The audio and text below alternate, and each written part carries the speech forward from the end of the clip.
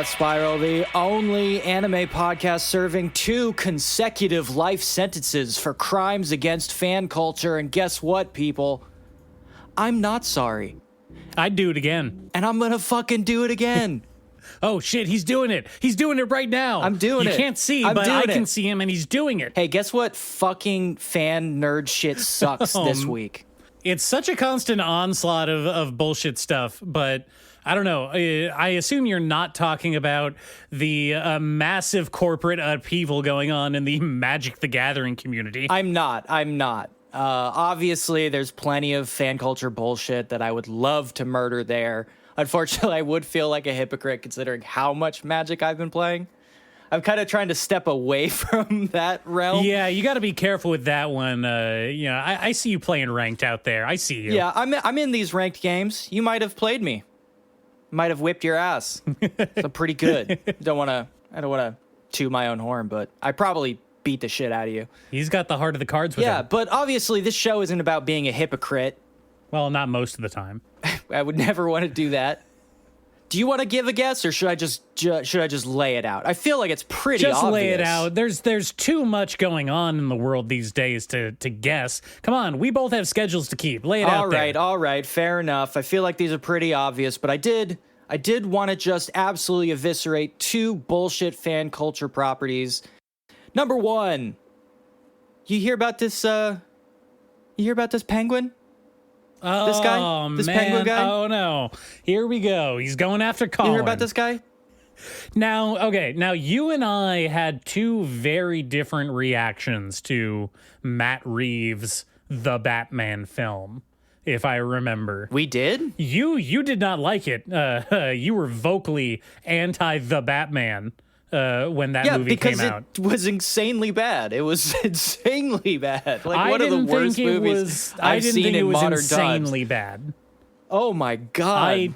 I rather enjoyed aspects of it, if I'm being honest. Wow.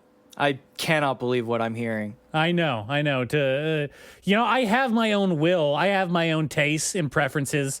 I'm not just your sidekick on this show off the air. Part of the reason for doing this show is to, like, beat that out of you.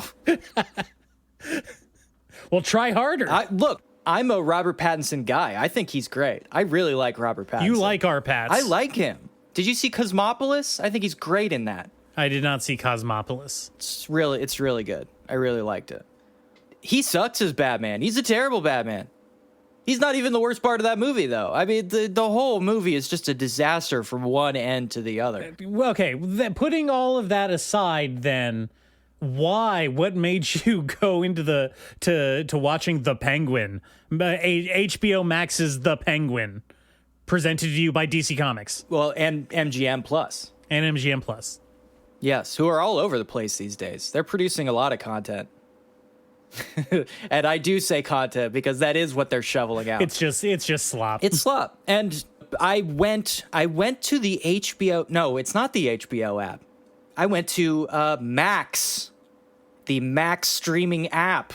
It's HBO no longer exists. It's just Max now. Unless you're doing pay-per-views for MMA matches. I think that actually still has the HBO brand. Wild. Okay. I went to this Max app. You took it to the Max. The graveyard of HBO.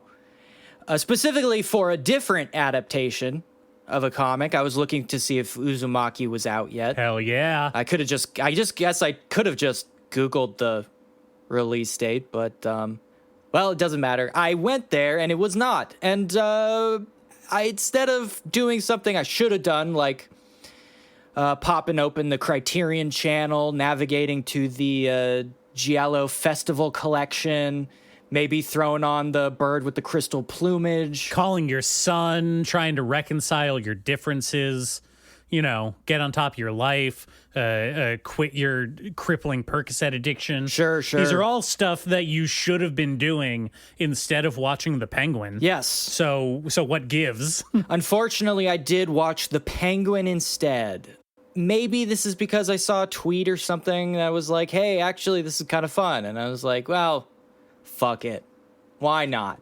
You know what I mean? Why not? Famous last words. And it's weird.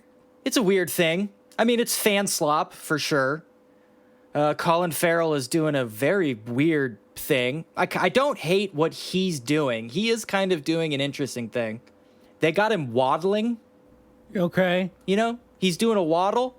All right. That's really the extent of his penguinness, though. He doesn't really have a beak. Does he have a big nose that someone refers to as a beak at some point? Not really, no. Oh, I mean, okay. it's not a small nose, but it's not like a caricature nose. Well, what about a little tuxedo and like cummerbund? So far, I haven't seen a tuxedo, even though, like, we have had a couple opportunities for a tuxedo.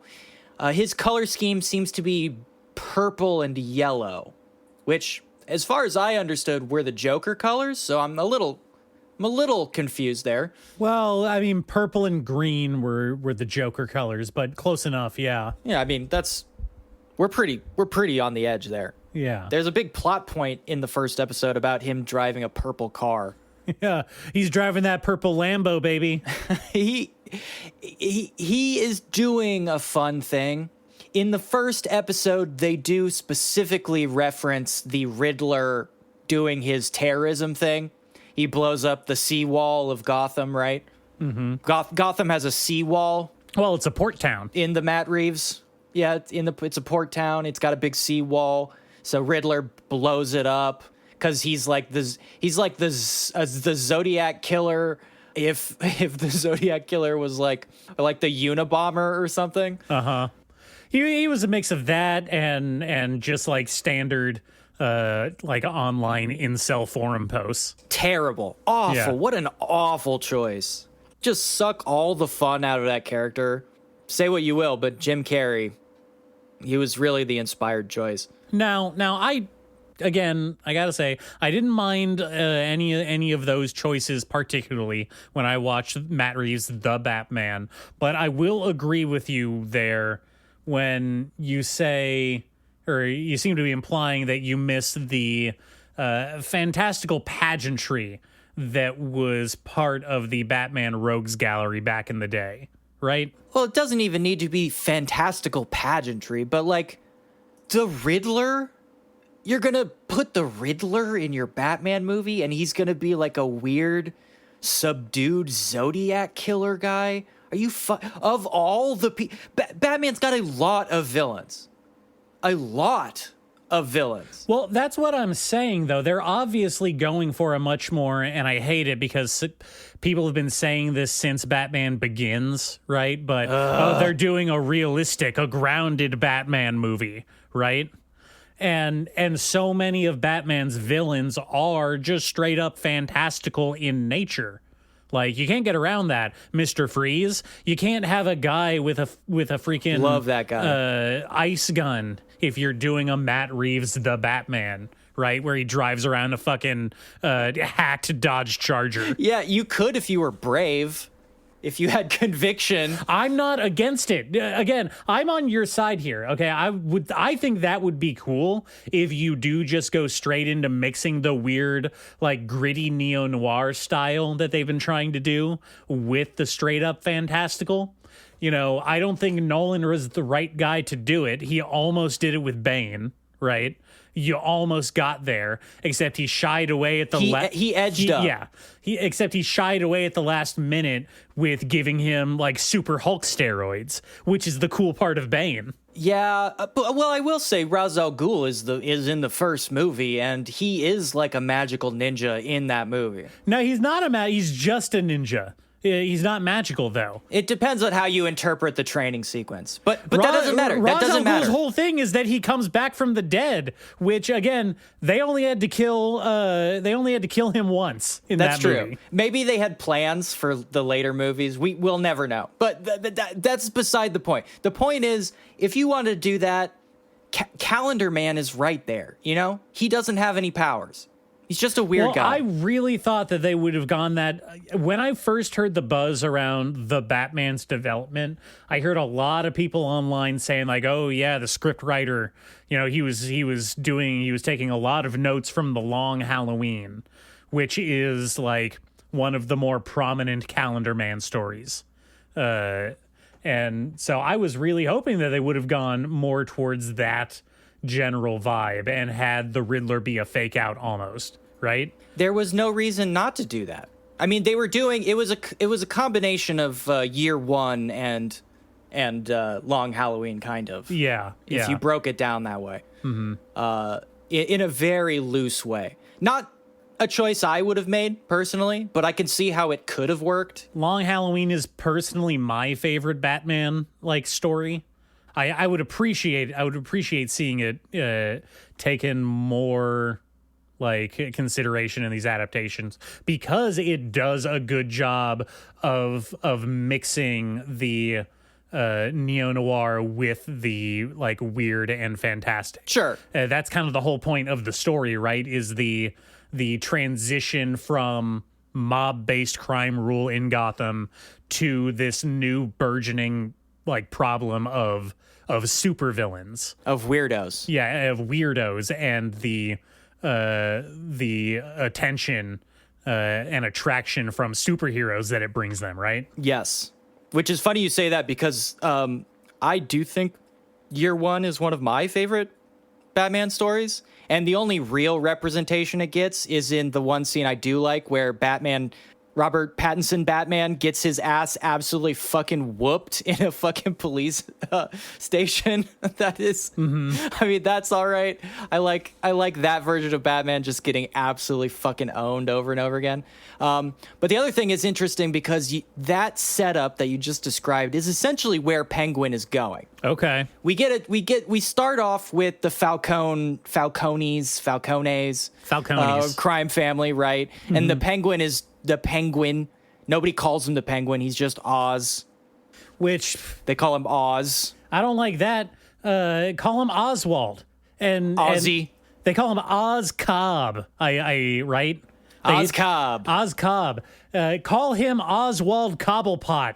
That name is fine. Yeah. Also, if you heard Oswald Cobblepot, would you immediately go to Italian crime family? No, I would go to weird, stuck-up, waspy, aristocratic crime. Yeah, old money wannabe. Yeah, exactly. But the thing I think is interesting, and this is purely conjecture because I always hope for the best. I expect the worst, but hope for the best, right? It's the only way. It's the only outlook to have. It's the only way to be. It's the only way. It's the only way. And it does seem like that is the thrust of the show. It starts very pointedly with Ozzy Cobb going wow, this Riddler guy, what the fuck is happening to this town? And then we kind of put that to the side. And then later on in the first episode, we introduce Sophia Falcone. She's playing the Hangman. Oh, okay, sure. Yes. Yeah, Sophia Falcone was one of the main players in the Long Halloween story. Yes, and her introduction, of course, being like you said, the weird asserting itself into the grounded version of the world, because she's pretty weird. She's played by Christine Milioti, who is fan-fucking-tastic. She is incredible. I really, really love her, and she's doing a great job. But we start getting she gets weirder and weirder as it goes, because she's fresh out of Arkham, right?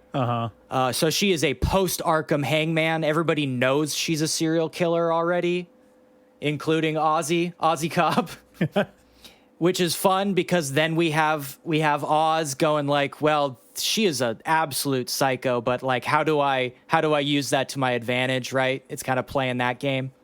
Which is fun. That's a good angle. Right? Yeah, I like that. It kind of goes in the face of Penguin's whole arc in the comic version in Long Halloween, where his whole thing is he's kind of this, and it's not given much page time, but his thing is that he's kind of this link between that old money organized crime world and the new weird, because he's the one siding with the weirdos at this point. Yeah, his family's lost their time in the sun, and so he's fuck it, all I have left is this weird fucking club, the Iceberg Lounge, and I'm gonna use it as my gimmicky supervillain base. Yeah, and I think that's essentially where we're trying to go with the show. But it cannot resist just doing the remember thing. Hey, remember? It just can't. It can't help itself. And on the other hand, it can't help itself from just kind of doing a lot of very played out mob TV show shit. And it's like, okay, fine. You want to do Batman Sopranos, which is what everybody's saying. I'm not sure I necessarily agree with that. But they clearly are doing like, hey, what if we did like a weird offbeat, like mafia, post-mafia kind of thing? Mm-hmm. And it's just like, what? That is, you're making the Batman. Like, what? Why do we need the Penguin to be this show? You know what I mean? It's just like, what? Why are we fucking around here? I don't understand. Okay, what immediately turned me off of the whole concept is, why are we making the Penguin show where the Batman does not show up in it? Well, maybe he does. We don't know. Maybe he does. I don't think so. I don't think that they could afford our Pats to do a cameo. Well, the guy wears a mask. He doesn't do television. Come on, man. Yeah, but again, the guy wears a mask. That's kind of his whole deal. You can put anybody in the mask. No, it doesn't matter. Have you not learned anything from the Back to the Future Part 2 Crispin Glover debacle? You're not allowed to do that, even if it's in a mask. I think Batman is a pretty big exception. I think they could get away with that. No. Haven't you heard? There are no rules. There's no rules? There are no rules. Well, I don't know. Did you hear about this recently? The term superhero has gone into the public domain. When was it not in the public domain? For the last 70 years. What are you talking about? No. Are you saying superhero? Are you saying superhero as one word? Or yes, are you saying superhero as hyphenated or as two words? Which one? Referring to a superpowered hero in any combination of the words super and hero was a jointly held copyright trademark by DC and Marvel Comics for like the last 70 years. And finally, a copyright judge said that was bullshit and issued a ruling that it has to go into the public domain now. Yeah, and can you imagine how bullshit something has to be for an actual judge to strike it down in the United States of this Americas? I'm just saying, that's like in shows like The Boys, you know, they always refer to them as Da Boys. Da Boys. To our Chicagoans out there. They always refer to them as soups, right? Or supers. Soups.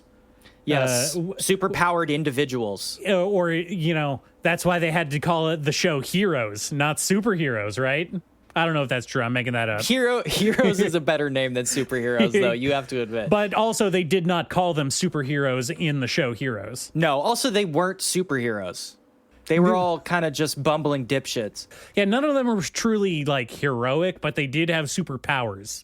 Yeah, At least one of them was a super villain, like, right? Yeah, Siler? One of them was a super villain for sure. And that guy did save the cheerleader, which I believe saved the world. Am I getting that right? I think that's what the commercial told me, right? Save the cheerleader, save the world. It's been a long time since Heroes. We've gone through a few different writer's strikes since then. Yeah, no kidding.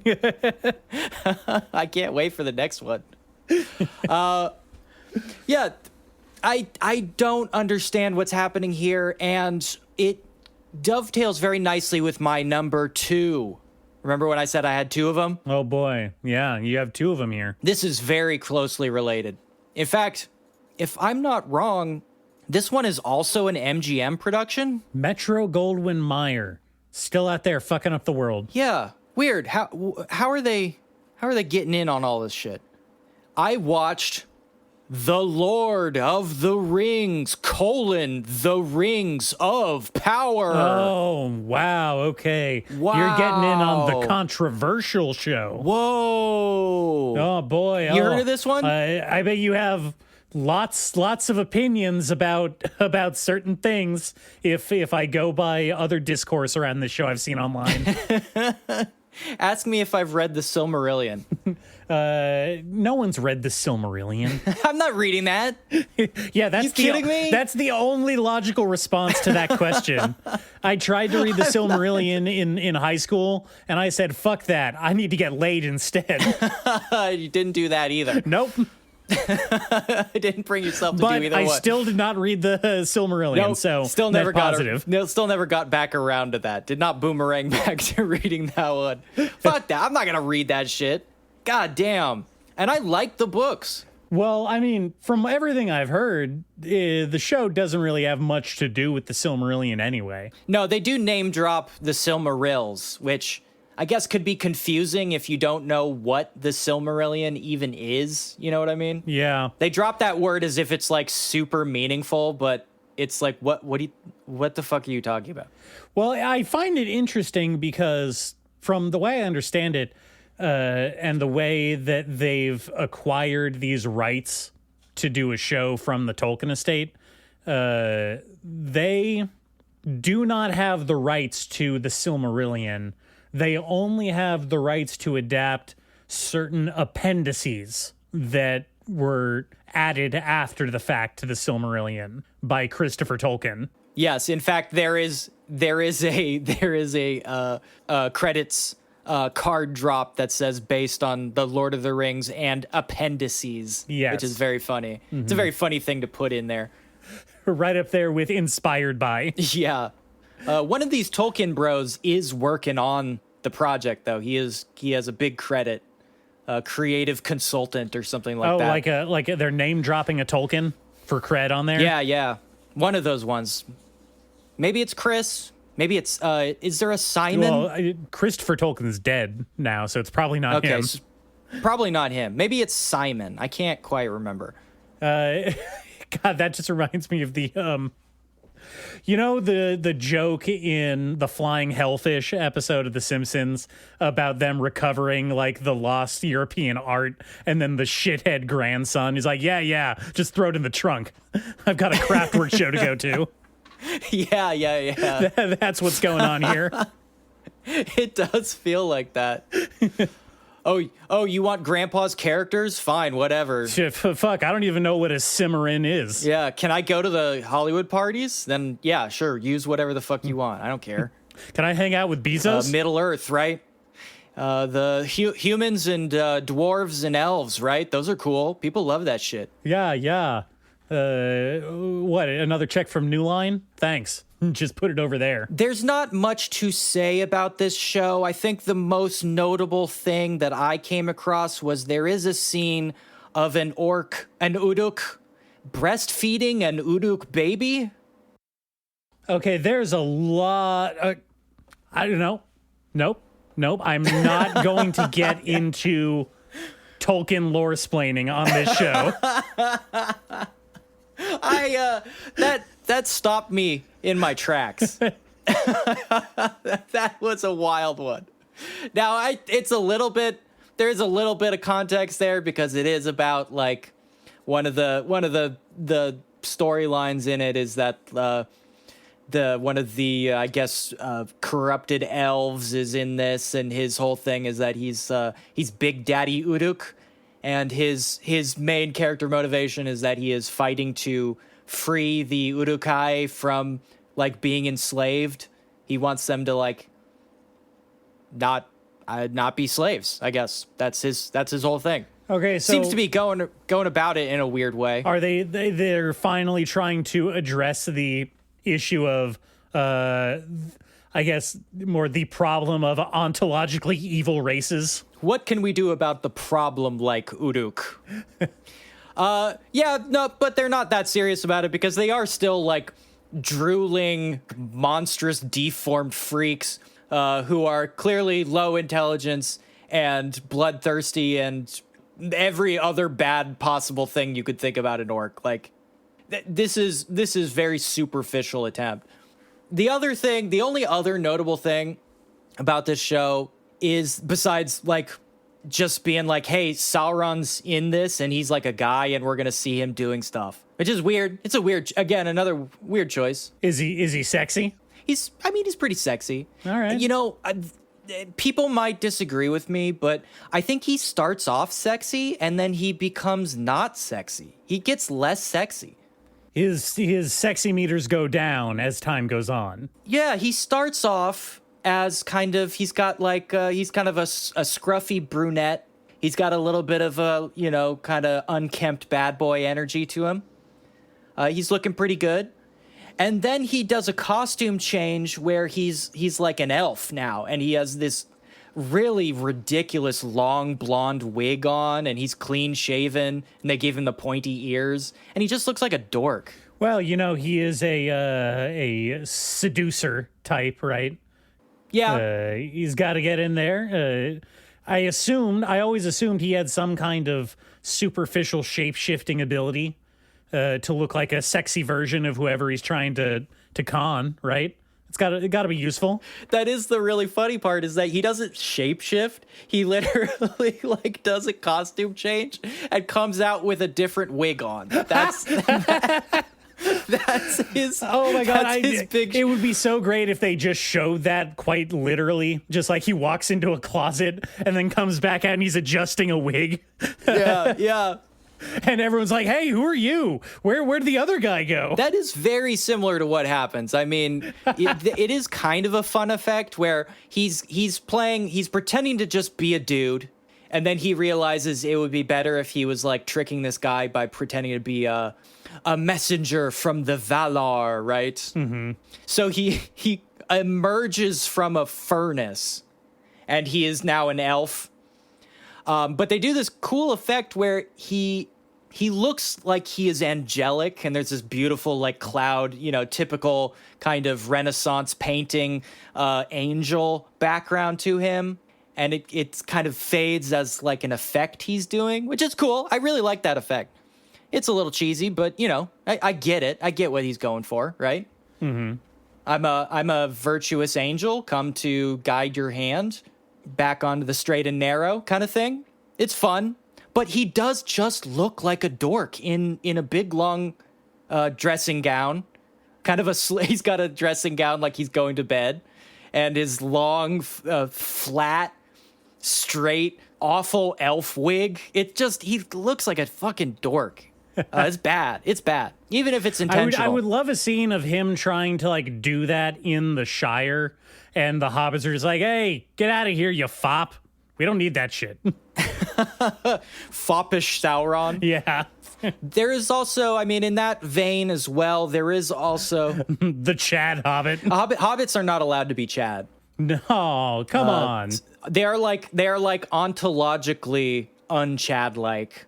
That is the thrust of the show. Because we are in like primeval times, so hobbits don't even there is no Hobbiton, right? They're still like a migratory clan, roaming about with their caravans. The Schmeagles. Yeah, that's how we get introduced to young Gandalf. Young Gandalf. We get a long young Gandalf. And now that there's in season 2, young Gandalf does meet up with Tom Bombadil. Ugh. Tommy B. Who surprisingly... he sounds like a member of the 90s BK Kids Club. Hey, kids, watch out. It's Radical Tommy B. It's Old Tom. He calls himself Old Tom. Old Tom, real Old Tom. Dead Tom. Dead Tom, yeah. Dead Tom's dead. Sauron shot him. Yeah. Tom, Big Tommy B, the red-headed elder, is being played by Rory Kinnear. Okay. Have I seen him in other places? Almost assuredly. The man gets around. He was on The Thick of It, the original one. Did you see that? I'm sure you must have. You've seen The Thick of It, right? Oh, of course. You know what? I do know Rory Kinnear. He was on... He did an episode of Black Mirror, which you probably saw. He's been in a couple of the recent James Bond movies. What was that Taika Waititi pirate show? Oh, Our Flag Means Death. Yes, he was on the second season of Our Flag Means Death. He was in Men. Yes. Did you see he was Men? in Men. he plays a billion different characters in Men. He's great. He's really funny, but he has such a bizarre face. Not somebody I would have picked out for Tom Bombadil, but then again, I never would have put Tom Bombadil as a recurring character in a television show. So what do I know? I would have put Tom Bombadil in the book to begin with. It's weird though. It's weird. Yeah, young Dumbledore training with an old Tommy B. You mean young Gandalf? Yeah, what did I say? You said Dumbledore. Did I say Dumbledore? He has that energy though. It really is. Come on, you can't blame me for that. Now, what would you, if I just told you, hey, they're making a Lord of the Rings show, it's going to be a TV show. What do you think what would the first problem that jumped to mind be for you? Well, I guess the first problem that jumped to mind for me would be that they already did a multiple Academy Award-winning film series, and so I don't really need this. Like, I don't really see the need to continue its presence in the pop culture sphere. They kind of did their thing. And then, they did the Hobbit movies, which I guess made money but were not good movies and did not win awards. No, people didn't really like those for good reasons. Yeah, and then they did this, which I don't think anybody was asking for to begin with. So, well, in between season 1 and season 2, they also released that Golem video game. Oh, right. And, they made that announcement about a Gollum spin-off movie, too. Yep. And before this TV show, and, geez, maybe in the middle of the Hobbit filming or whatever, they did release those 2 Shadow of Mordor games. Yeah, which I kind of liked. I liked those. I don't know. They were okay. I'm still pretty resentful against WB for that first one, for, copywriting the very cool Nemesis system of like evolving recurring bad guys. Yeah. You shouldn't be able to copyright video game mechanics. You shouldn't be able to copyright video game mechanics. I don't think that's a hot take. That's how we lost mini games during loading screens. Yeah. Fucking psychos. I mean, we would have lost them eventually because there aren't really loading screens in games anymore. I'm not angry about that. I'm not angry about it, but... Not angry. But it's still a dick move, I guess, is the overall... takeaway there. On principle, it's sort of like, what if after Super Mario 64, Nintendo patented 3D games? I think that's a bit too broad, right? I don't think that can stick. What if they had patented jumping? If Mario had patented double jumping, that would have been the end of video games. That would have been the end right there. So it would have been tough. Well, my problem when I initially heard, I differ from you a little bit here. When I initially heard there was going to be a Lord of the Rings TV show, my first thought was Lord of the Rings on television. A television seems too small. Oh, okay. For Lord of the Rings. You're the David Lynch. If you watched a movie on your phone, no, you haven't. Wasn't that Steven Soderbergh? No, I think that was David Lynch. He was going off on people watching movies on their phones. Yeah. That's where the "get real" quote comes from. I love that shit. Oh, that's pretty funny. You know what I was thinking of? Steven Soderbergh shot a movie on his phone. I think that's what I was. That's what I was thinking. Yeah, and then David Lynch punched him in the face for it. Man, that guy's got to calm down. He has like cancer or something from punching so many people. Well, he's 90 years old. He smokes 3 packs a day, and he's just barely escaped the Me Too movement. Yeah, that guy's got to calm down. Calm down, David. You've got your flowers. Now it's time to calm down. They forced you to make more Twin Peaks, and now it's done, and you can rest. I don't think anybody forced him to do anything. I think Hollywood's been waiting for him to gracefully bow out into a shallow grave for 20 years now. All right, Davey, it's time. All right, enough of this David Lynch slander. I kind of agree with him there. My thing was more of a schematic level of size. Mm-hmm. What made the Lord of the Rings so strange and eye-popping, and I think really caught people's imaginations, was how huge it was and how its ability to represent bigness. Is that a word? Yes. And, part of that is the locations that they shot in, obviously. Yep. New Zealand is an amazing landscape with lots of different locations to all different climates. Looks nice. It looked great. Shame about all those people. Yeah, real bad. Sorry about the billionaire bunkers. That's our fault. But we really shouldn't have shipped all those white people there. I think we really messed up. And the fact that, I guess I don't know. I'll have to double check this. I don't know if Lord of the Rings was shot on film or if it was shot digitally. Early 2000s? Yeah. Probably still shot on film. Mm-hmm. I mean, definitely digital enhancements. That's just how movies are made. But yeah, I think that a big screen, big wide aspect ratio is absolutely what you need to capture that vastness that you're talking about. And I don't think that doing it on an Amazon CG set is going to get you there. Well, the CG set is definitely a problem, but I would say it's even more fundamental than that, in that Lord of the Rings was a scale project, not necessarily because of the aspect ratio, but also because everything was big. Mm-hmm. It was clashes of civilization. It was armies and massive armies, hundreds of thousands of characters on screen. And this is people talking in quiet voices in rooms. And this is close to mid shots of people talking. When they try to portray scale, let's say, the big plot aspect of this is like the people of Numenor, right? And the Queen of Numenor decides to ride to the aid of the Middle Earth men, right?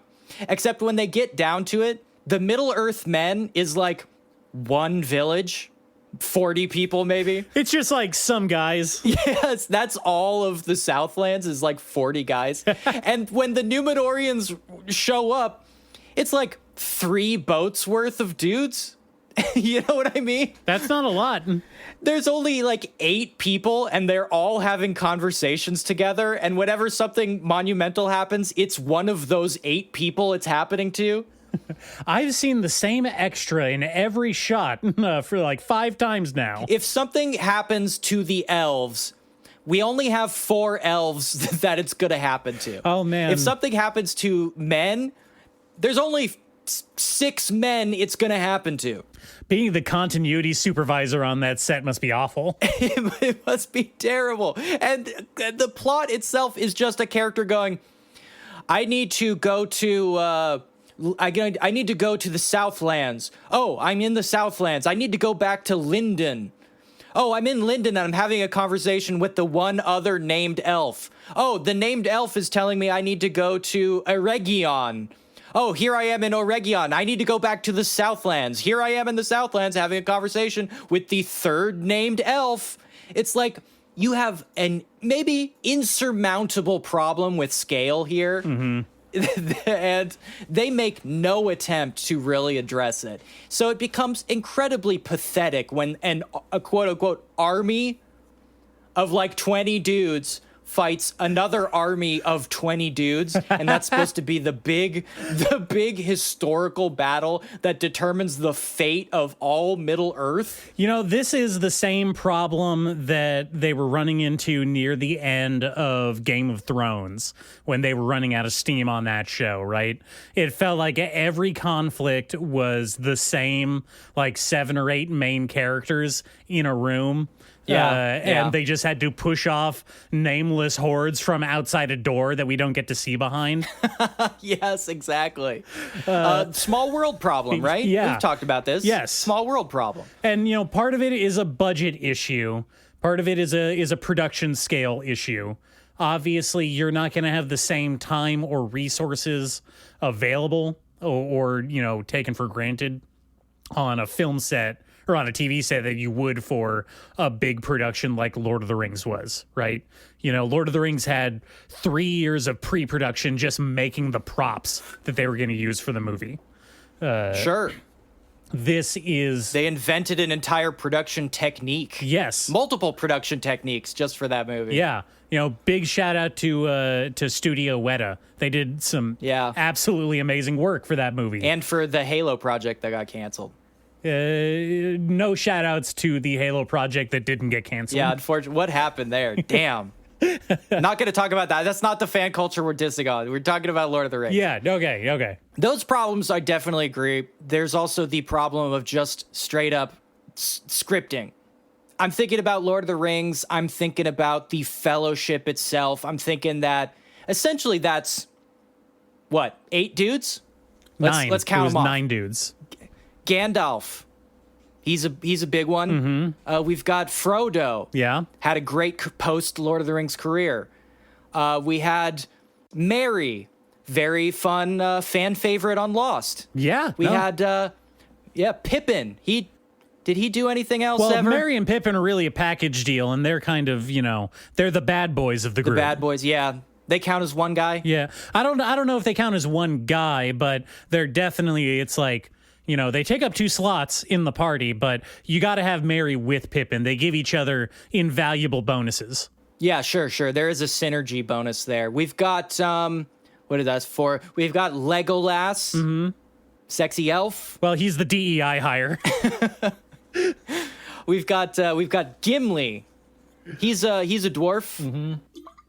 And then we've got the token man. What's his name? Boromir. Yeah. And that's 7? No, 7 people. You left out Aragorn. Forgot about him. Oh, right. Yeah.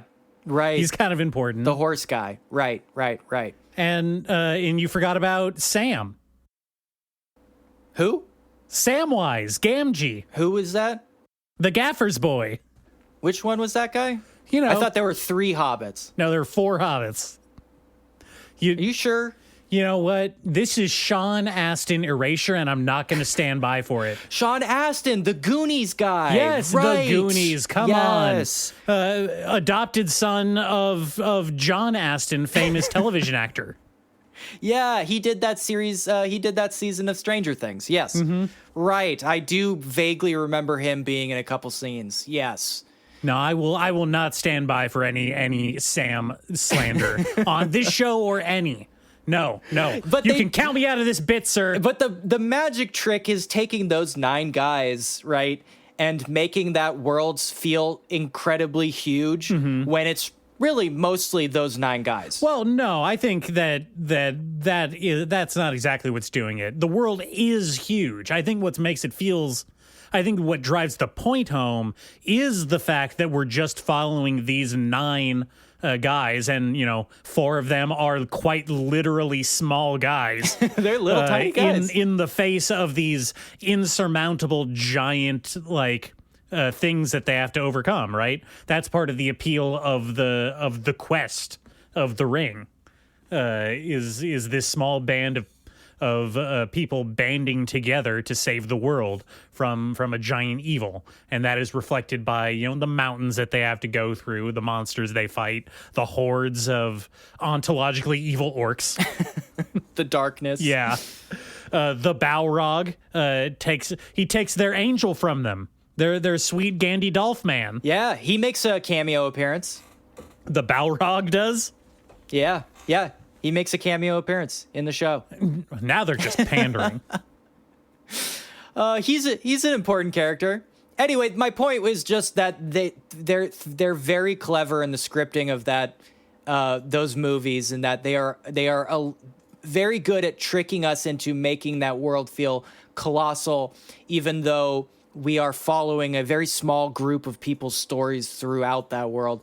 And this show is trying to do a similar thing, but they fail on just every time it needs to step up. It fails because it's a TV show. I mean, I don't think that is inherently a flaw of the television format, because if we go back... I do. I mean, you can say that, but I think the first season... I am saying the first several seasons of Game of Thrones...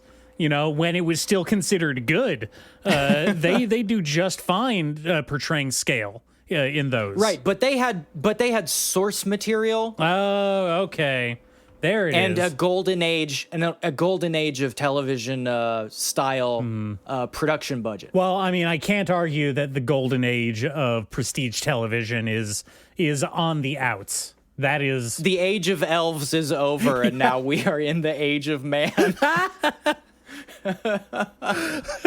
Married with Kids toilet flush. Oh God. Okay. All right. That's the fan culture absolute dismissal that we need to get out of the way every episode. Now I have a lot of anime that I want to talk about that we need to get that we need to get ahead of here. So I suggest we take a quick break and then get back to this anime. All right.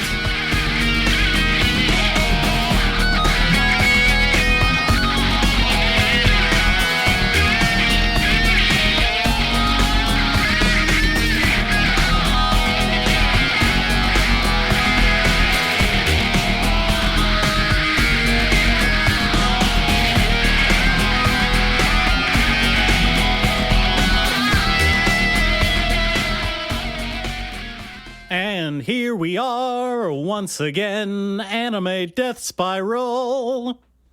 So, Remy, we didn't acknowledge in the He didn't first warn half. me he was going to do that. No, I like to keep him on his toes. I didn't approve of that. We didn't mention in the first half that we are now, of course, officially in. You want to take a guess what I'm about to say? Oh, yeah, of course. You're right. I totally forgot. There's like new anime. Well, I was gonna say we're officially in spooky season. Oh. It's October 1st here. That means the skeletons are out dancing and the pumpkins are out pumpkining. I don't know what they Smashing. do. Yeah, bashing. They smash. Smashing pumpkins, smiling politely. These pumpkins be smashing. And kids are leaving trails of candy like snails everywhere they go. And of course, that also means that surely as the sun sets, surely as the moon rises every night, the seasons change and a new crop of anime come out for us to evaluate. That's true. And I bring this up because one of the first premieres in this season happens to be one of the a little title that I've been looking forward to for a long time. Little tiny title. Little tiny title called adaptation of Junji Ito's Uzumaki anime for Adult Swim. As previously mentioned, one of the first shots across the bow of fall 2024 television anime. Fall season of 2024 anime is Uzumaki on not HBO. Not HBO, but Max.com or Max the app. Max app. Max app. Previously, you would have been able to find this on AdultSwim.com, but that no longer exists. That just redirects to Max. That is not a thing. That is just a logo. You know, just how like WB, I don't know if they've retired it yet, but you know how WB, their mascot was Michigan J. Frog for a long time? I remember that. Yeah. Is Michigan J. Frog, he's not woke anymore, I don't think. I think we canceled him. I don't think Michigan J. Frog was ever woke. I don't think that was part of his characterization. He was a dancing frog. Yes, that's true. But now that we're just Max, WB is really, again, more of a sublimated branding. Max seems to be what they're driving at. Do you think we could get like Max Headroom as the new mascot for the app? Man, maybe I don't think fucking anybody knows who that is or what you're referencing anymore. Max Headroom, really? Is he completely gone? Yeah, I don't think Zoomers know who Max Headroom is. He's completely gone from the public consciousness. Yeah, oh, that's a shame. I barely am aware of what Max Headroom was or is. Like, I remember that story from the 90s about the television hackers that took over, you know, a bunch of cable channels and broadcasts like a Max Headroom puppet. You remember hearing about that? That was sort of the idea, yeah. I don't know. Maybe keep thinking on a new mascot. That's all I'm saying. I just think it would be really fun if you logged in to Max one day and they did play a sort of like homage to the signal hijacking. I think that would be cool. I mean, ultimately it would be soulless corporate propaganda, but at least do something fun with it, you know? I don't know. I sometimes as I grow older, sometimes I appreciate them just being straight up, No nonsense. Just yeah, evil. no nonsense, openly evil. Are there any other famous Maxes? Well, Max Power from The Simpsons. Max Power. Okay, Yeah. sure. Goofy's son was named Max. Yeah, sure. In the Goofy movie. Mighty Max was a 90s cartoon character. He was the male branded equivalent to the Polly Pocket toy line, if you remember. I do remember Polly Pocket Yeah. for sure. I had one of those. Well, there's a little known boy oriented, boy marketed version called Mighty Max, where instead of, little domestic setups like in Polly Pocket, the toys would open up into these weird little sci-fi fantasy scenarios or whatever. I mean, I think that's cool, frankly. It's kind of cool. Sure. I'm kind of down with that. There was a cartoon where he had a wizard chicken friend. Wizard chicken. Yeah. I guess I'm kind of down with that. That's all right. Wizard chicken. A wizard who was a chicken. Check this shit out. You remember Sky Dancers? Wait, are we already moving on from Uzumaki? No, check this shit out. Okay. You remember Sky Dancers? No, I don't remember Sky Dancers. You don't remember Sky Dancers. They were the winged kind of fairy toys that you would spin in your yes. hand. You know what? And they would fly up. Yeah. Yeah. You know what they did? What? They spiraled. Ah, Yeah. Oh, you can't just do that. You're gonna spook me now. Think about it. You just can't bring up spirals. You got to think about it. They spiraled. Hey, you know what else spiraled? What? Spirographs. That is true. Yes, sacred geometry. Think about it. Yeah, that is interesting. I guess that's an angle I'd never considered before. You think the spiral is sacred geometry? Kind of lump sacred geometry in with crystal sunning and bone throwing. Yeah, Holy Mountain. Yeah, that was a cool Yeah. movie. Cool movie, man. That fucking rocks. Fucking rules. Wish he'd done Dune. Yeah. God damn, I wish he'd done Dune. Oh man. Spiral, the Max show, anime show. It's based on a comic by Junji Ito. You may have heard of him. It's one of his more popular ones for sure. They've done it before. Well, I did not watch that one. was there a previous animation adaptation of Uzumaki? I know there's the early 2000s film one, which was not a great movie, but I've talked a little bit on here before about some of the things that they did in it that I did like visually. I do like that live action one. I am pro live action Uzumaki. Yeah, I think it's weird. It's fun. They do some weird camera stuff and some cool practical effects. Yeah, fuck it, why not? It's 90 minutes, so it's good in my book. Yeah. A 90-minute movie could never be evil. So this current adaptation that just aired yesterday, I believe, on HBO's Max. This was done by We Production get paid by the IGs. mention, by the way. Yeah, we should it's be true. we should be upfront. Yeah, a nickel per mention. Yeah. It's Dickensian publishing rules. It's more than we make per play of this. Absolutely. Oh, thousands and thousands of times more. Oh yeah.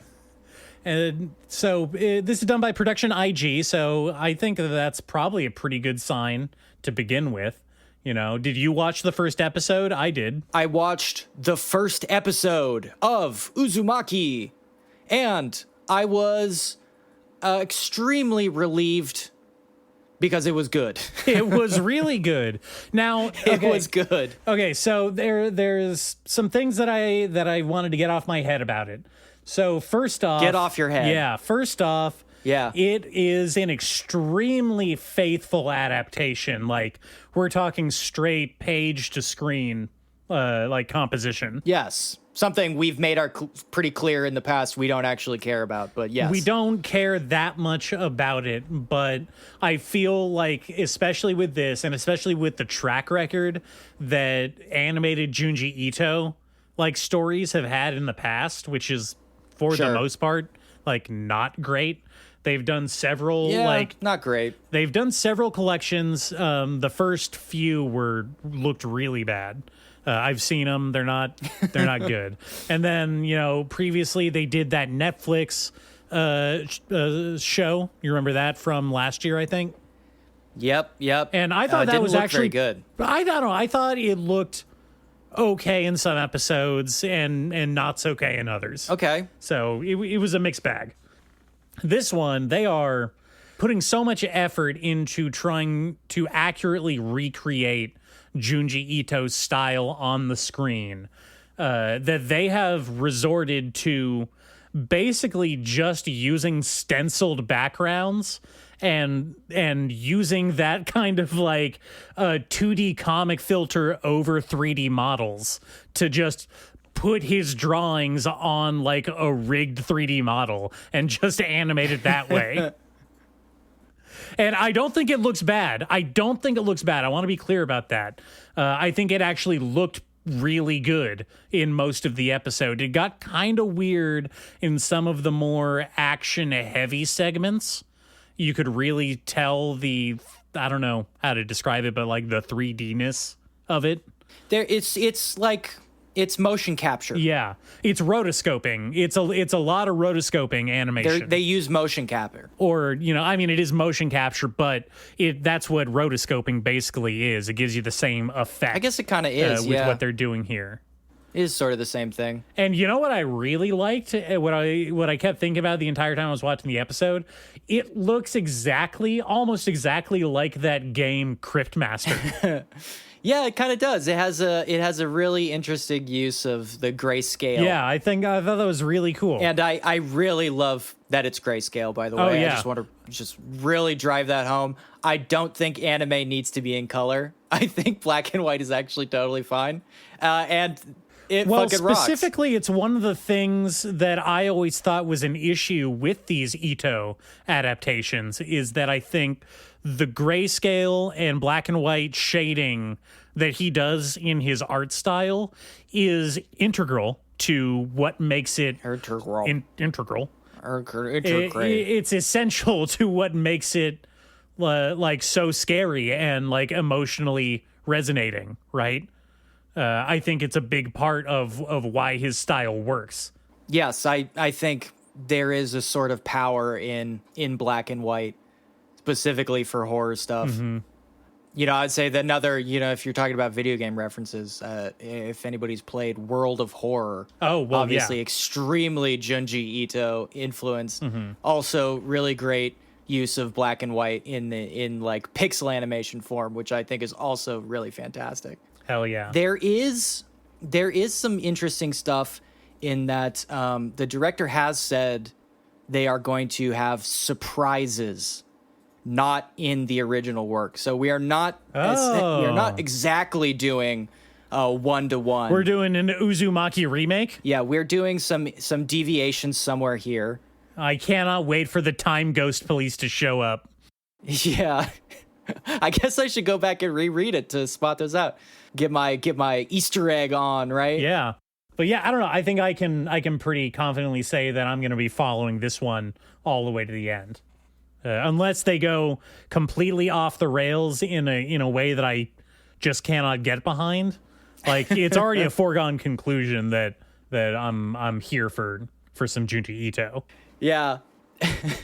What if like a superpower team shows up? Yeah, I was like, what if they do like a super happy magical girl ending or something? Yeah, I was thinking like Shuichi takes the powers of the spiral and like has a shonen arc where he learns to control it. Like Naruto? Yes. That would be very funny to me. Wait, his name was Uzumaki. God damn it. I do want to say there is a very interesting, and we've talked about this a little bit because we've gone over like horror anime and we've talked about how little like actual horror anime there is that doesn't just turn into like horror action. Sure. We've talked a little bit about this. Like the Blood series and stuff like that and Hellsing. Yeah. A lot of stuff is horror themed but ends up being more like action-y stuff. I remember thinking I really liked Summertime Rendering. I talked a little bit about that. The kind of death repeat show. Sure. That becomes very like weird, occult, eldritch horror stuff. But then pivots really hard to like anime fighting the eldritch horror, and it's like, wait, hold on a second. Come on, you guys. Didn't make me hate the show or anything, but it was a little bit of a letdown. And the director of Uzumaki, in an interview, straight up said, horror anime, it's not that horror anime isn't trendy, but when it's drawn by a human hand and done in the medium of anime, it makes it more obvious that it's fiction and that it's not taking place, so I don't think anime is very suited for horror. I could see that argument, but it is doing a disservice to an audience, right? I don't know. The way I see it is horror, if you're watching a horror anime or a horror movie or anything, right? Sure. Let's say Uzumaki, for example. Say Uzumaki. You're already there to experience a specific emotion. You're there to experience the horror. And I think that trumps the suspension of disbelief, right? Sure. That you bought the ticket, you're going to take the ride. Yeah, it doesn't matter to me that it's animated. I'm already here for a specific reason. Sure. I think his answer is interesting because it touches on the use of the uncanny in horror, which is something I've been thinking a lot about after watching a lot of horrors. Shout out to The Substance, by the way. I just think it's very interesting that the director of Uzumaki specifically says, like, anime is not really suited for horror. Yeah, seems to be kind of tripping yourself up there, right? Yeah, I don't hate it. If that motivates him to do something interesting, then great. I liked the first episode quite a lot, so it's not like I'm doubting his ability. What's the scariest anime? Oh God. Wow. This is a tough one. I don't know. Perfect Blue, I guess. Perfect Blue. It's an interesting choice. I would have said something like, I thought Shiki was very scary in that it is more of an existential dread kind of horror. The monsters themselves aren't terrifying, but the feeling of absolute desolation and death creeping through a tiny village, which is a main theme in a lot of Japanese horror, right, is really, really well done in Shiki. Also mirrors what I really like about a lot of J-horror live action stuff. I was thinking about Pulse a lot recently. Pulse and Cure specifically, both of those movies I find to be like very scary. But Pulse, yeah, but those aren't anime. They're not anime, but Pulse very specifically is about the way that like the world is just draining of people. Well, no, I would have had a much different answer if you said what's the scariest Japanese movie. No, but I mean the anime, and that's why I said Shiki. Okay, all right. I would also say, there are parts, even though I don't necessarily like all of it, I do think Higurashi no Naka Koro ni, of course, there are parts of that I do find like really effective. Jeez, what else? Well, if I had more time to think about it, I would go down the list. But let's move on. Have you watched any of the other anime that's premiered yet? Legally, no. Okay. Well, I've watched one other legal premiere so far. Okay. I watched Let This Grieving Soul Retire. And what the fuck is that? I had no idea what I was getting into. It was one of the few things that is premiered. Only a handful of stuff is out this season so far. And this is one of them. And so I thought I'd give it a try. And why did you stop on this one? Well, because it was a choice between this and tying the knot with an Amagami sister, and I'm really up to my eyes with trash romance right now. So, oh god, I had to go with the trash non-isekai fantasy story. And I'm gonna be honest, I didn't hate everything about this. Now let me try and get you on the premise here. This is your standard non-isekai setting, where it is just a fantasy world, a Dragon Quest like fantasy world with classes and levels and powers and all that stuff, right? But the gimmick is that it's not a video game that anyone's been transported into. It's just how the world works for some reason. Just how the world is. The world is systematized. Yeah, the world is systematized in an easily mathable way. And that's just normal, and no one questions it. Nothing philosophically terrifying about that. And so what this is we have our main character. His name is Cry Agni. Is his name? Cry Agni. Yeah. Yep. Awesome. And so we start off the episode. Him and he's a child, and his 5 other friends all make a pact with each other to grow up and be famous hunters, which are what they call professional adventurers, right? Treasure hunters. Protagonists. Yes, professional protagonists. Okay. And we're all going to grow up, and we're going to go to the capital, and we're going to join the best clan, and we're going to become famous monster hunters. And we get a flash forward. And now we're in the capital, and it's been announced that all of the best monster hunting clans are holding tryouts for new beginners. Wait, what? Yeah. Or they're all seeking new members, and they're having tryouts. There's open casting calls? Yep. Organized open casting calls. Oh my god. Okay. And so we go in, and we see these 2 people in line to get in to the guild hall or whatever, I guess. And one of their adventures, and they're saying like, yeah, I'm a level 3, I'm here, I'm gonna get on the best team, and I'm gonna make it. And we're focusing on this one guy who's clad in a hood. We don't get to see his face. Cool. We go through all the bullshit and of like they get inside, and I'm trying to remember her name. The person that the hooded man is talking to in line is a woman who's come from the countryside, and she wants to make it in the city and be a famous hunter or whatever. Sure. Who doesn't? And she strikes up a rivalry with another person, a jerk in line who says, "Hey, you're a woman. You can't be a hunter. I'm a big, strong guy, and I'm gonna get the spot, not you." Right? Compelling argument. Yes. And we get inside, and wouldn't you know, it's revealed that the guy in the hood is actually the best hunter in the city. He's the leader of the most famous clan. And also, he's the grown-up version of one of the little kids that we saw from the intro. And so here's where we get the premise laid out for us.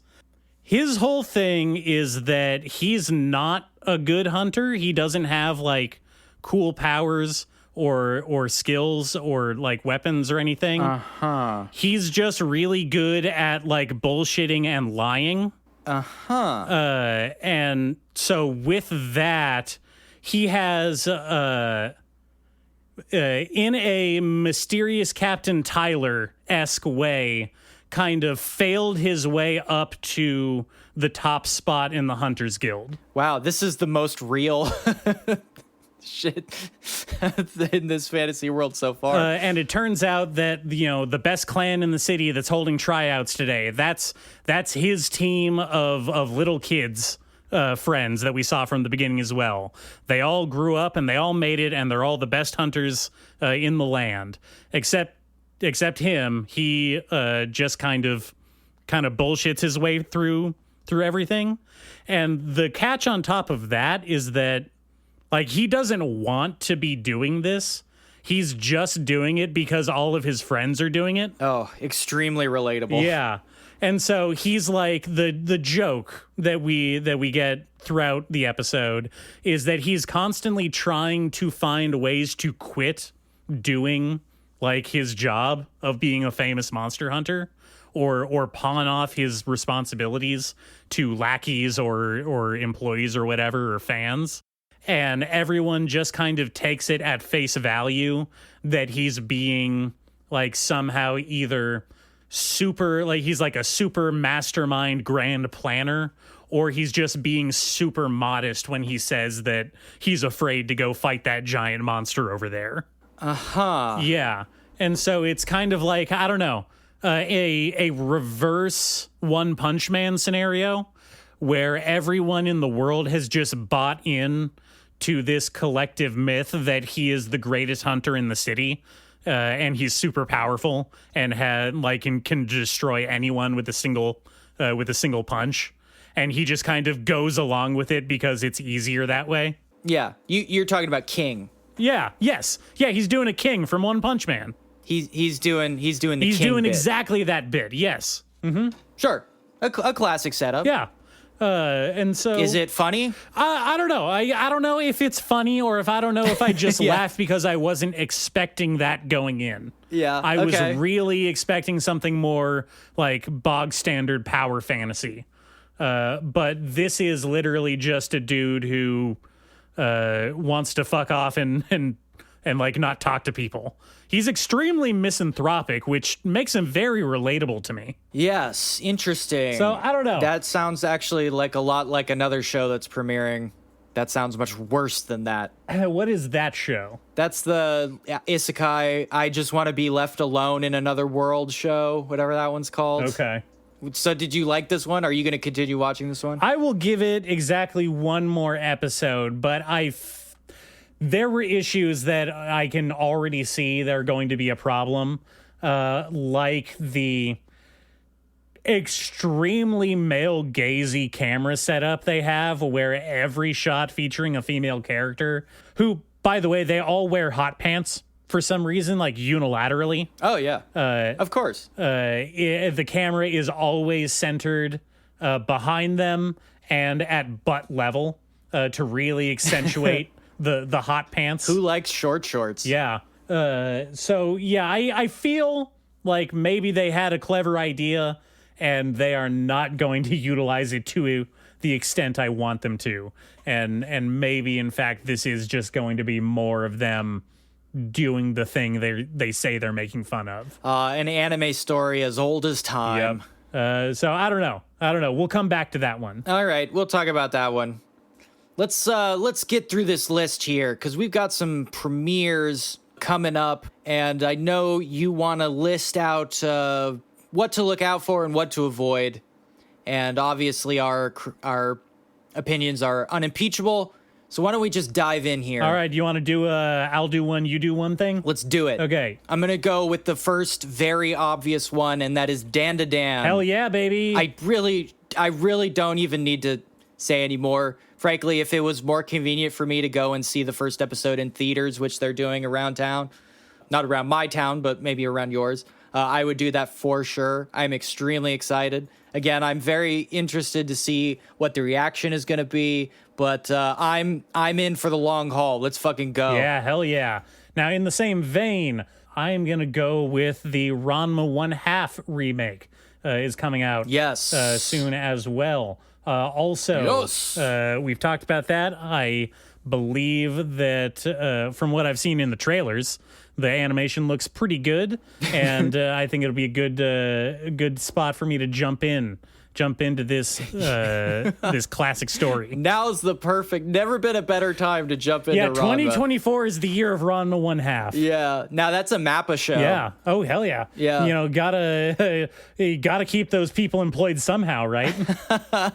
If you let them drop the pencil for even a second, they might escape. Well, they cease to exist when they're not being slaved. Nate is a Ranma noob. I am a Ranma diehard classic who had Ranma on VHS. We are equally levels of excited. Let's fucking go. Hell yeah. Mine is, the next one is a little weird.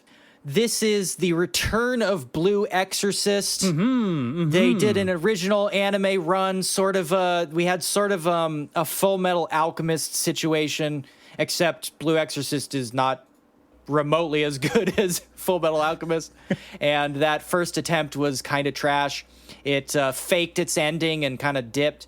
Then they revived it to do a limited arc. I think it was like the Hokkaido arc or whatever. I don't really remember what No, it was. you're thinking of Rurouni Kenshin. No, they did it for this too. Oh shit! Everybody's going to Hokkaido. Yeah. Everyone loves Hokkaido. Let's don't even. So this is another one. This one's called Beyond the Snow Arc or Saga or whatever. I, for whatever reason, have some kind of affection for Blue Exorcist. I'm really not sure why. It's not very good, but I don't know. This is Studio Voln. I might give this one a shot. You might give this one a shot. Hard to truly recommend it, but I don't know. Maybe if you're a fence sitter, I don't know. Check it out. Okay, I'm gonna go with Nega Posi Angler or Negative Positive Angler. You know what? I am endeared by the concept of an anime about fishing in the city. That seems just quaint. I don't know. There's a certain quality to kind of the pursuit of like pastoral hobbies in an urban setting, I think is a vibe that doesn't get explored enough. Rooftop gardens. You like that? I like that. I like that a lot. You're into that? Yeah. It kind of has like a Return vibe to it. Return to Monkey. That I'm a little uncomfortable with. Yes, I get that, but it's not like they're doing the full Tyler Durden, like Return to Caveman, like let's turn cities into jungles kind of thing. Sure. I think this is just trying to find a connection back to nature in some way in an ever-expanding urban sprawl. Which is something we're all going to have to deal with eventually. Eventually. You can't eat those fish, though. No. Did they know that? You can't. You can't eat those fish. I mean, have you ever tried to eat a koi because they taste fucking disgusting? Have you ever tried to eat a fish out of, like, I don't know, the Thames? You will die immediately. Those police records are sealed, sir. Let's move on. Okay, I've got one called Raisei wa Tanin ga ii. This is called Yakuza Fiancé. This is a very, like, steamy kind of bodice ripper. Ooh, oh my rom-com. Not a rom-com, a romance. It's sort of like, it's got sort of a 50 Shades of Grey thing kind of going on. Mm-hmm. I'm not sure. I assume that this is different than Way of the House Husband in tone. There's a lot of abuse. Well, that doesn't sound fun. No, unless you're into that. That's kind of the thing. Is like, if you're into that, then this is the one for you. I'm not sure I like Yakuza Fiancé, but there is something that caught my attention when I first got over the manga. So I don't know. This is definitely an episode 1. Okay. If you like steamy bodice ripping kind of shit, this is the show. Okay, I am gonna go with Yokai Gakko no Sensei Hajime Shita, which I don't know what the English translation of that is, but it is about a cowardly human substitute teacher getting called in to be the homeroom teacher for a class of monster kids. Oh yes, and I mean that literally, not just like, oh, those kids are little monsters. Yeah, not Onizuka. No, not like Not that. GTO. No, we have skeletons and ghouls and vampires and I don't know, a ghost. Maybe it looks like. Yeah, I think there's a mummy. Yeah. I don't know. This seems lighthearted. It's probably not going to be good, but it can't be that bad, right? It can't be egregiously offensive. I mean, you say that, but I don't know. I don't know how the anime will do it. I read a little bit of the first chapter of this, and it did start to seem like maybe the kids want to fuck the teacher. So I don't know. Okay. That's no good. All right. Okay. Mine is called Demon Lord 2099. Now, I assume this is sort of a Batman Beyond type thing because the description sort of describes a future Shinjuku, sort of a cyberpunk Shinjuku, but also there's like a demon lord involved. So maybe like a cyberpunk demon lord kind of thing. Which I am not against. Cyberpunk Demon Lord? Sure, why not? I can only assume that it's related to the Spider-Man 2099 continuity, in which case he goes to the future, to a world ruled by horrible animal men. Are there demon lords in that? Yeah, sure, why not? Yeah, I'm going to say yes. Yeah. Now, this is by J.C. Staff, who did the very disappointing One Punch Man Season 2. So, Eek, oh boy. Expect the worst, hope for the best. Yeah, I just want to say I'm inclined to give them just a little bit of grace because I don't think One Punch Man Season 2 looked awful. But comparing it to the absolute insanity of like the talent that came together to work on the first season, like come on. You don't go on second. You never want to go on second. Yeah, give them a little bit of grace. I am definitely not as big a hater on that season as other people, but yeah, it is what it is. All right, I am gonna go with Kekkan Surute Honto Desuka, or 365 Days to the Wedding. Now, this is about two loser, single, unmarried, and I cannot stress enough that they do not have romantic partners. Ugh. Yeah, I know, right? Disgusting. Ugh, gross. Absolutely disgusting. Prison. And in order to avoid both getting transferred overseas to countries that they don't want to move to, they have to pretend that they're getting married. So this is Green Card, the Ryan Reynolds movie. See, I was leaning more towards Spaced, the Edgar Wright TV show. But sure, because they have to live together, you mean? Well, I'm assuming they probably have to live together, and there's probably going to be some wacky hijinks. Probably not, as snappy directed as Spaced was. But, there's going to be some goof ups, some mix 'em ups. Right. Probably some embarrassing scenarios. And then by the end of it, they're going to realize, well, maybe we do love each other. Maybe we should just get married. Yeah, why not? I walked in on you in the shower like 50 times. Why don't we just hook up? Yeah, exactly. I don't know. This is again on the list for being one of the least offensive options. That's how a lot of these boil down. Okay, my next one's pretty simple. It's After School Hanako-kun Season 2. I happen to like the manga for Hanako-kun quite a lot. I think it's got a really unique art style, and for Season 1 of the anime, at least, they translated that art style really well. So it just has a truly unique look to it that I really like. And the story's all right. At least look at some of the stuff in this show, because it's worth taking a look at. I think this is going to be cool. Okay. All right. Well, not my last pick. My second to last pick is Rekishi ni Nokuru Akujo ni Naruzo, or I'll become a villainess who goes down in history. Goes down in history. No, that's where the accent mark is. That's where you have to emphasize it.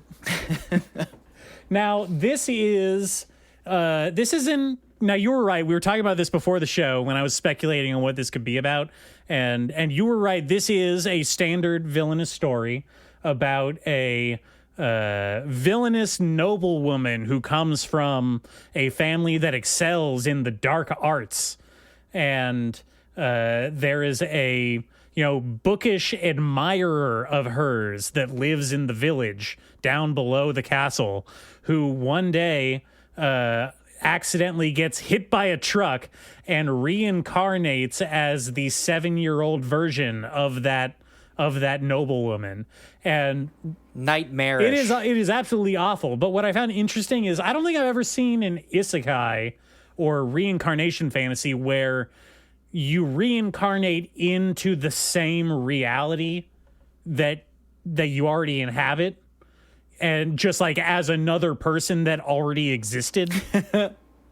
Yeah. Is that common? I don't know. You're more versed than I am in this.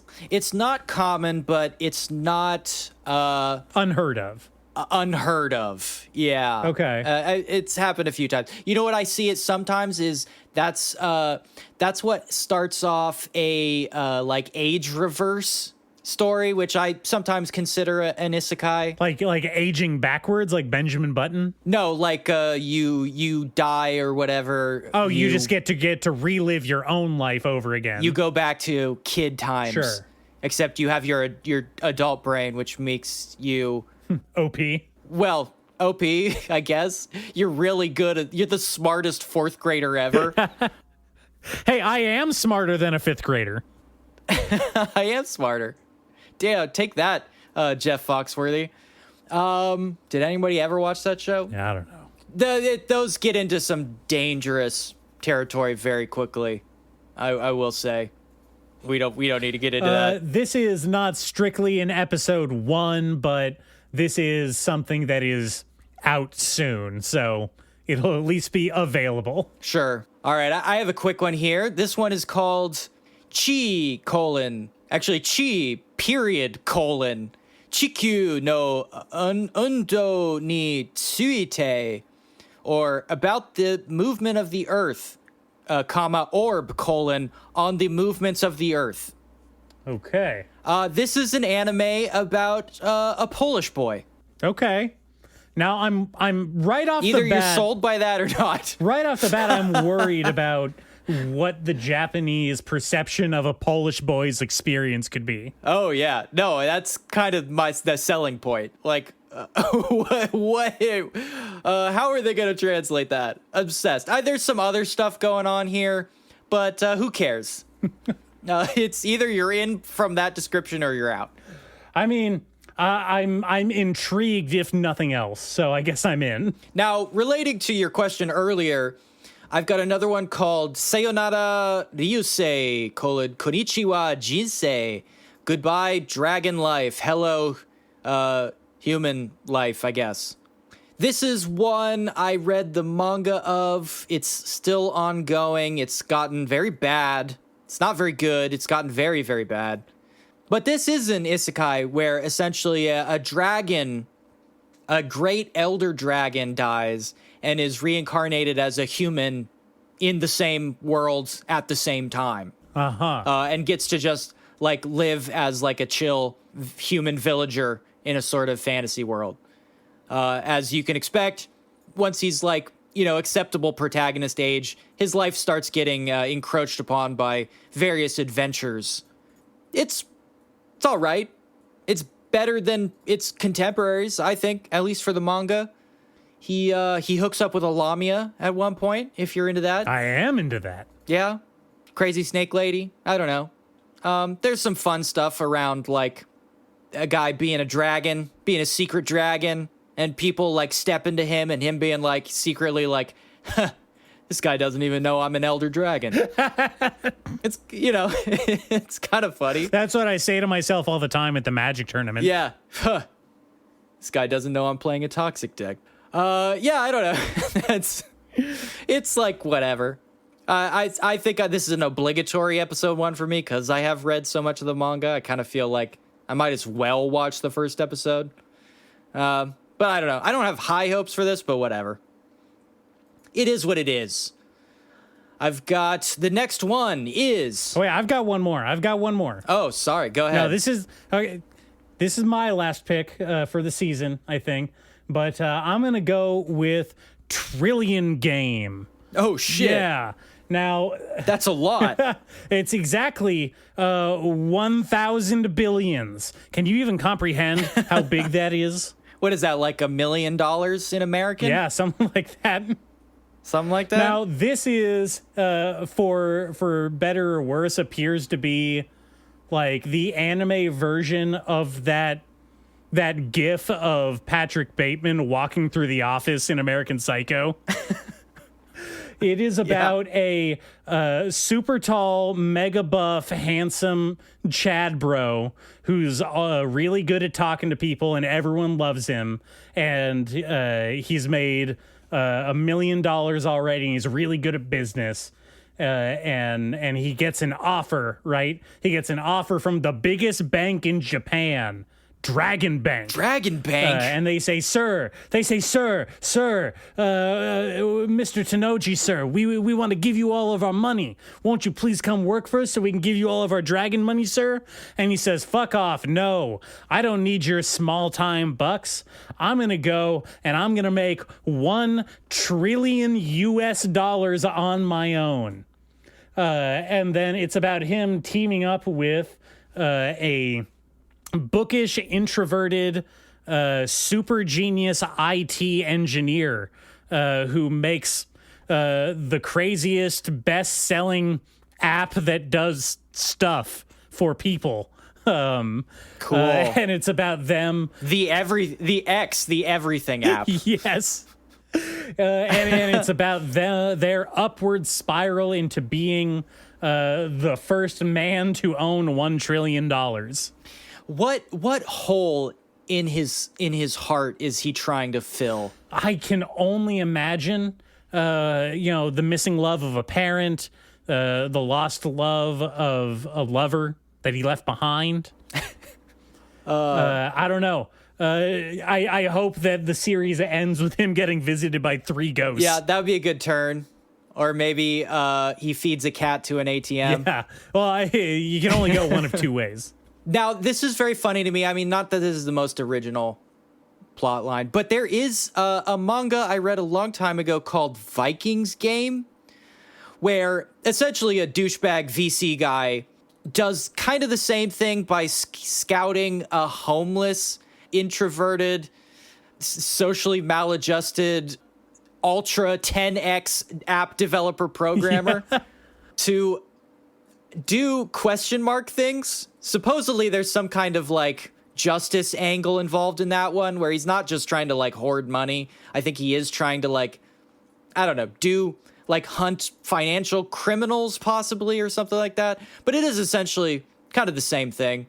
In that one, the maladjusted introvert super 10x programmer constantly fucks up the product though, because he's like, it could be better if I just do this on my own, which is a funny gag. Okay, we've got one that we've talked about quite a lot called Kabushiki Gaisha Magi Lumiere Co., which is about what if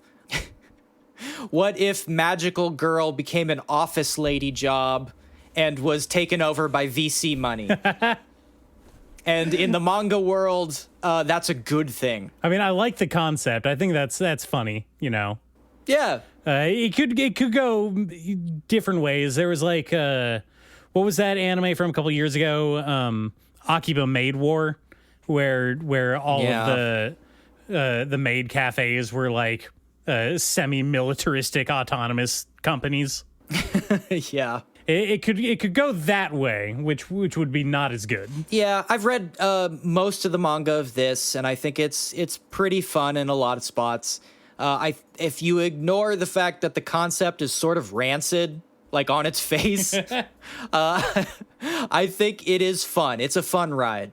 We've got something called Kankin Kiki Level X Lockdown Zone : Level X. I don't know anything about this. The synopsis, I'll just give it to you straight. Ryoka is awakened by a flurry of text messages from her mother. Panicked and rushed, Mom is clearly concerned for Ryoka's safety, but she is not too keen on letting her daughter know why. Her reasoning being that nothing could really properly describe what is happening. The world might be ending, and there might be a massive new life form on the roof of their apartment building. Uh-oh, that doesn't sound good. You know what? Who fucking knows? This could go anyway, but that is enough to intrigue me, I guess. This is definitely a watch the first episode to find out. And the final one is Ao no Miburu. This is essentially yet another story about the clash between the loyalists and the revolutionaries. Could you call them revolutionaries? Modernists, maybe? In, like, turn of the century Japan. Not turn of the century Japan. Before turn of the century Japan. 1863. Shogunate dying. Everybody's fucking up. killing each other in the streets, Yes, etc., yeah, etc. the age of the Shinsengumi. Yes, the rise of the Shinsengumi. This is a kid who, quote unquote, believes in justice, whatever that means, and essentially joins the proto Shinsengumi to be like a sword fighty guy. This could be extremely boring or kind of good, depending on the level of animation. Like, period. I mean, I think that part of the reason that particular time period gets referenced so much in Japanese media is because it was a big time frame of political upheaval and social violence, right? There's a lot of conflict to write around there. So Yes. I guess what I'm saying is that if you make that boring, then that it sounds like a skill issue. I mean, it can be pretty boring. I think there is an aspect of that, but it's mostly that people were killing each other with swords. That's cool, though. Yeah, like that was the last time people were allowed to kill each other with swords. Was kind of that era. You know, only 50 years later they were killing each other with guns. So, Which is not as cool.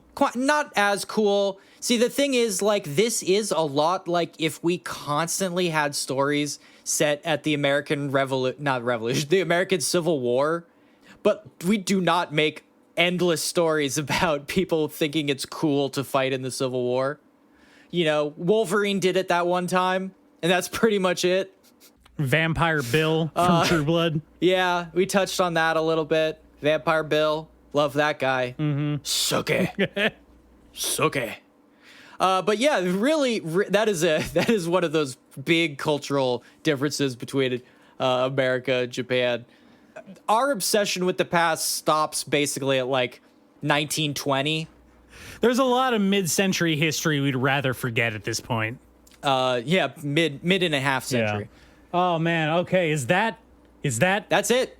anime season 2024 fall edition? Stuff to look forward to, folks. That's it. That's all of them. That's all of them. And if you see anything out there that we didn't mention on this show, do not watch it. Do not give it your time or your money. Do not do that. Avoid it like the plague.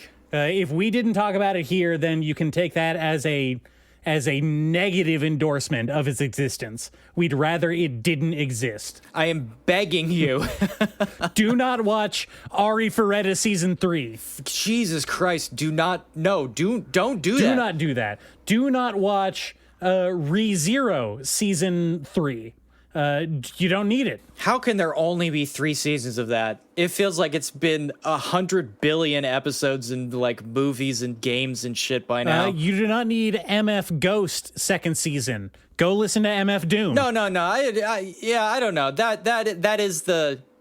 I really don't want to hate on Initial D, but like the manga's like really, it looks bad. It looks really bad. That guy, his art style is not for me. So I skipped MF Ghost, but I do like Initial D.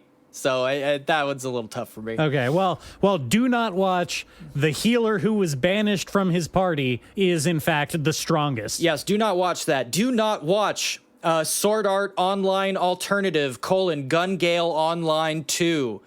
We don't need it. We don't need more. Do not watch It's over. The 7 Deadly Sins: Four Nights of the Apocalypse season 2. Jesus Christ. Do not watch that. Do not watch the 5th season. Somehow there are 5 seasons of Is It Wrong to Try to Pick Up Girls in a Dungeon? The answer is still yes. Yeah, don't do that. What the fuck is wrong with you? Okay, handsome and beautiful listener, that's enough of us commanding you to do things from the safety of our recording studio. Go out, take this knowledge, inform yourself. You have your marching orders. Check us out on TikTok. Give us views on YouTube, I guess. I don't know. Yes, follow on the Blue Sky, please. Download the episodes from Apple Podcasts and give us 5 stars. Do all the stuff that good little listeners are supposed to do, and we shall reward you with candy and treats. Yes, and speaking of, just for doing our due diligence, we will have to begrudgingly shout out Will. Hey, buddy, thanks for the 5 stars. You know what? He followed through. You did it. He followed through. You followed through. I really appreciate, sincerely, I really appreciate that. Thank you for giving us the 5 stars. Thank you. Thanks, Will. Thank you. All right, let's get the fuck out of here. Bye.